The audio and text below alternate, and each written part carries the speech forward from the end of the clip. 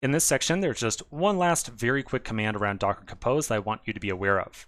At this point, we've seen several times that we can start up a running container with the Docker CLI directly, and then we can, in a second window, run Docker PS and get the status of all the running containers that we have. Now, a very similar command exists for Docker Compose as well. So if I stop that running container and then bring up my two different containers using Docker Compose, I can then print out the status of both of those containers by using Docker Compose PS. So again, same thing as the Docker CLI, just for Docker Compose. So I've got my two running containers here. I'll open up a second window, and then I'll do Docker-Compose PS. And that's going to print out the status of the two containers inside of my Docker Compose file. Now, when I say that right there, the two running containers inside of my Docker Compose file, this is something I want to make sure is really clear. When I ran Docker Compose PS right here, I ran it from the same directory as my Docker Compose.yaml file.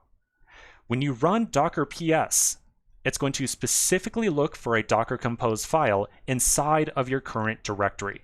And if it finds one, it'll read that file, and then it will try to find all of the running containers on your local machine that belong essentially to this Docker Compose file.